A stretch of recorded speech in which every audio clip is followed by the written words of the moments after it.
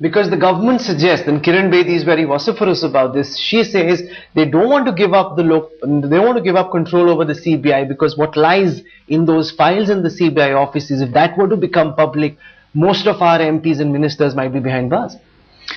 Yeah, the thing is that, all I would say is that while I agree with Dr. Bedi's sentiment and the sentiments of all this, when you say things like the CBI is a graveyard and we're going to dig the bones of all these guys, it's not warranted, because what you tend to do is then you tend to make everybody very frightened and then they group together. So my only unsolicited piece of advice would be that let's focus on the anti-corruption movement.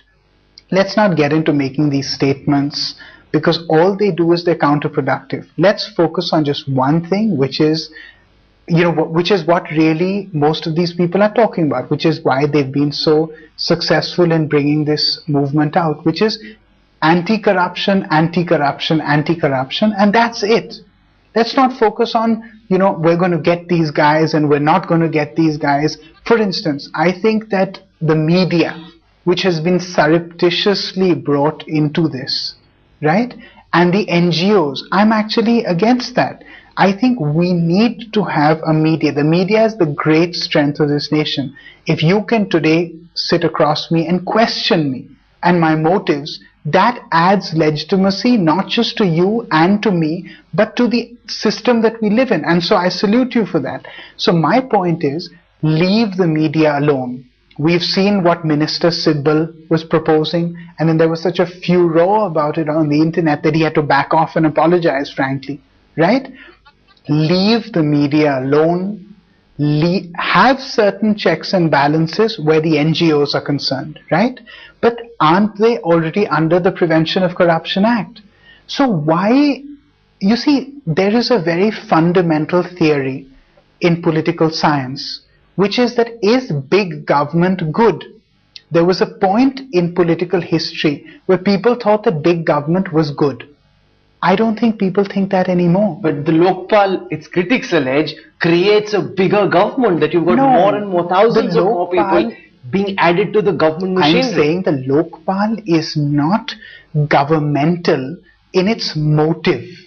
Why? What does government seeks to do?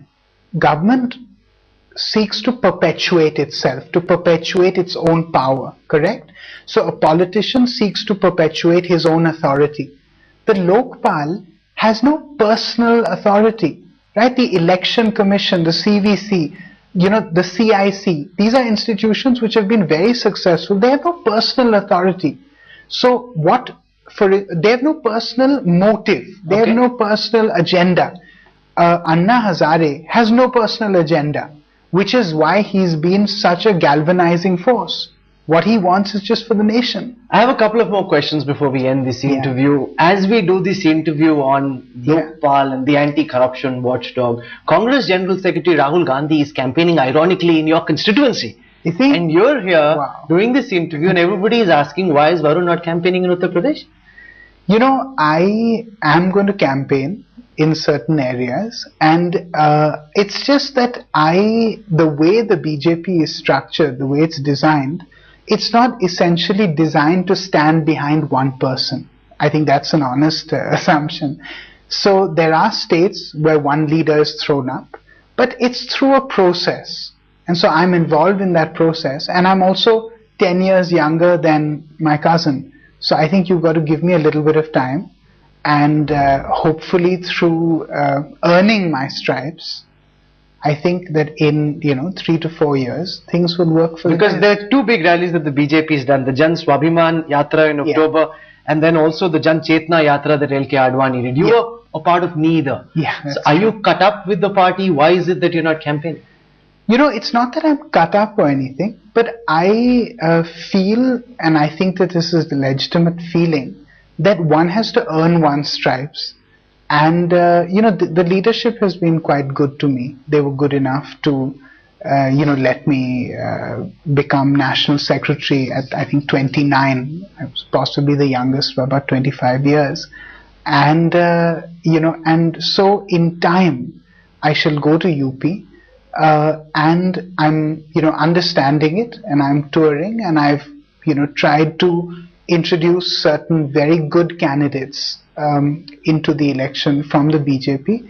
I'm not spearheading the campaign, because that's really your question, that why aren't you one of the faces of the campaign? Why not? I didn't really want to be.